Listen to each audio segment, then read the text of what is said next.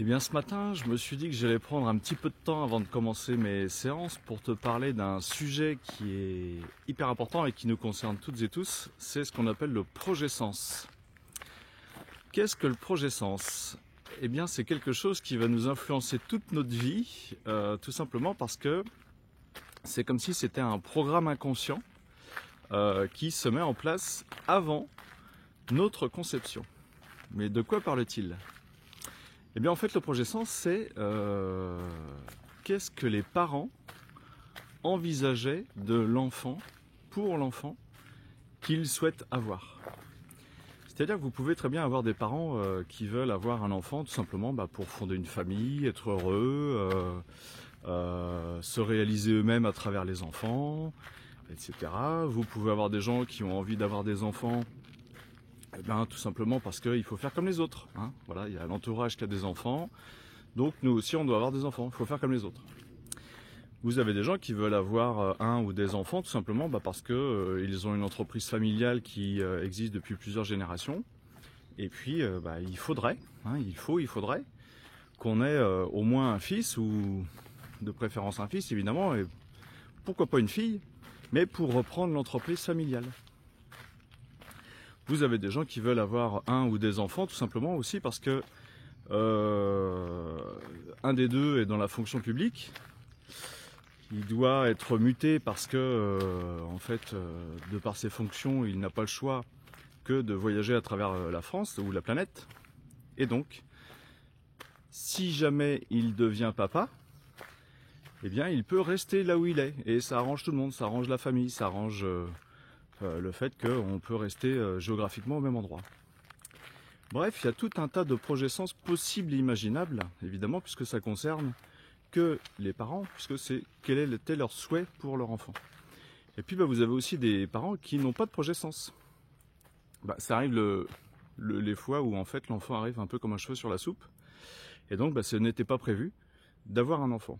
Et puis là, l'exemple dont je vais vous parler, c'est une séance que j'ai faite hier, où en fait c'est une dame qui est en souffrance à l'intérieur d'elle, qui est avec ses dévalorisations qui sont liées à son enfance, à son éducation, qui est là en fait en train de quelque part, qui aimerait avoir une fille, tout simplement quelque part pour expier ce qu'elle a au plus profond d'elle-même en souffrance.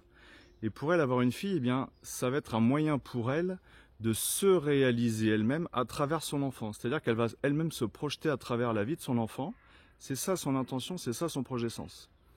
C'est-à-dire qu'elle souhaite évidemment le meilleur pour sa fille à venir, mais c'est surtout pour elle vraiment sa seule possibilité qu'elle a, de ne pas souffrir. C'est-à-dire que ma fille sera moi, mais sans les souffrances, et donc je lui donnerai tout ce dont elle a besoin, tout ce que je n'ai pas eu plus jeune. Et sauf que là, en fait, c'est pas une fille qu'elle a eue, c'est un garçon. Et là, ça change la donne, si ce n'est que dans l'inconscient de l'enfant, chez les enfants, en fait, les enfants veulent inconsciemment toujours se sacrifier pour les parents. Ils veulent être le sauveur de leurs parents, et donc en fait, quand un parent a des stress inconscients, ou des stress conscients, des contrariétés liées à sa vie actuelle, liées à son enfance, liées à tout un tas d'autres choses, eh bien en fait, l'enfant, inconsciemment, va prendre les stress des parents, ou bien va tout simplement chercher à répondre au stress du parent. Et donc ça arrive très souvent, pour ne pas dire à chaque fois, mais que si le parent vit des stress très intenses, soit avant la conception de l'enfant, soit pendant la période de grossesse, soit après la naissance évidemment, eh bien en fait l'enfant va percevoir, même s'il n'est pas au courant, si on ne lui dit pas, papa, maman vit tel stress actuellement, telle contrariété, évidemment on ne va pas lui dire à l'enfant, mais l'enfant est fortement connecté à ses parents et va ressentir tout ça, va ressentir les stress des parents. C'est comme si c'était vraiment son intuition qui venait prendre l'information de stress des parents. Et à ce moment-là, ce qui va se passer, c'est que l'enfant va être dans une phase d'adaptation où il va se dire, je dois sauver papa ou je dois sauver maman. Et donc, je vais trouver la meilleure solution pour permettre aux parents, de sortir de son surstress et ainsi retrouver sa paix.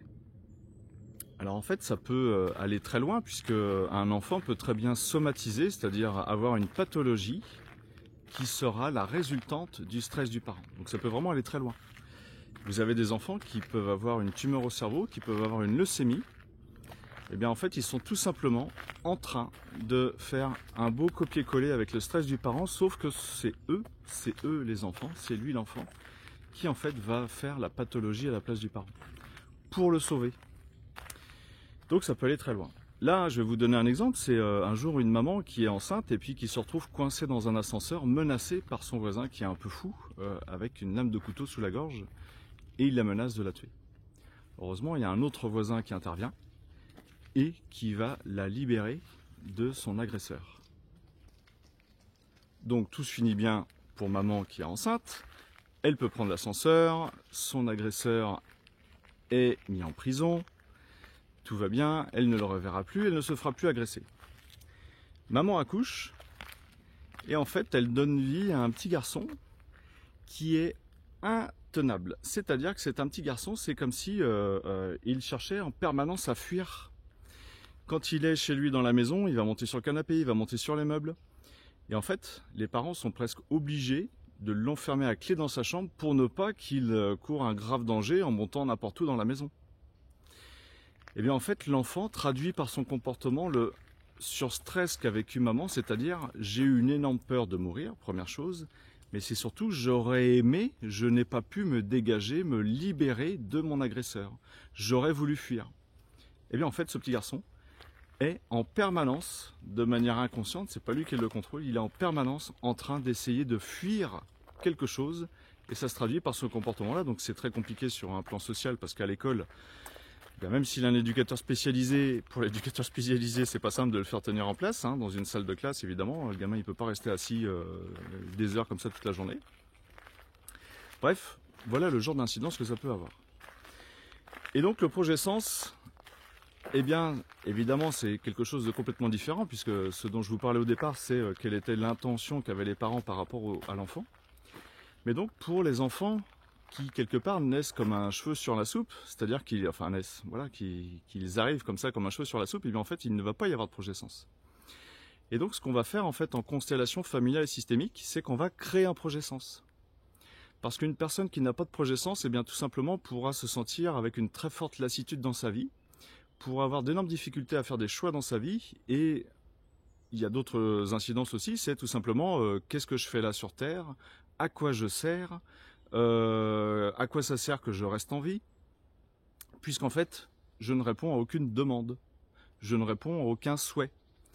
Et donc, ça peut créer en fait des vides existentiels chez certaines personnes, le manque de ce projet Sens. Donc en constellation familiale et systémique, on va créer un projet Sens, et très souvent en fait, ce qu'on fait, c'est le projet Sens, et bien en fait c'est un acte d'amour, c'est-à-dire que l'acte sexuel qu'il y a eu entre papa et maman, et bien en fait c'est un acte d'amour qui donne vie dans la matière, qui permet à cet amour de se concrétiser dans la matière. Et en fait je trouve que c'est un très beau projet Sens, puisque du coup la personne, son programme inconscient qu'on va lui créer, et bien c'est je suis un acte d'amour, et donc je suis là pour perpétuer cet amour.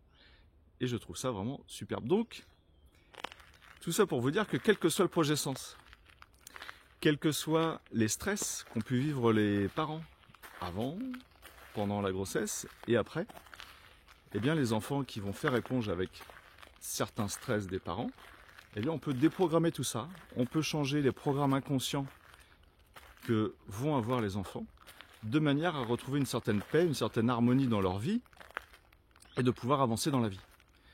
Voilà, ce que je voulais vous partager ce matin, c'était un sujet qui revient très souvent lors des séances individuelles, et c'est vraiment quelque chose qui permet de changer la vie des personnes avec qui je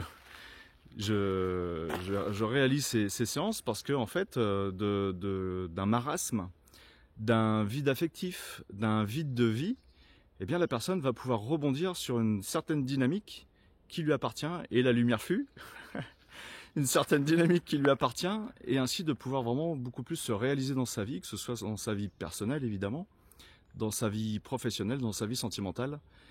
Et donc, ce que je voulais vous partager ce matin, avant d'attaquer mes séances, dans cette belle forêt ici à côté de Nantes, eh bien c'est qu'il n'y a pas de fatalité, qu'on peut très bien aujourd'hui, avec des techniques thérapeutiques comme les constellations familiales systémiques, eh bien en fait, agir sur notre inconscient et aussi sur l'inconscient collectif afin de retrouver une paix intérieure. À tout bientôt.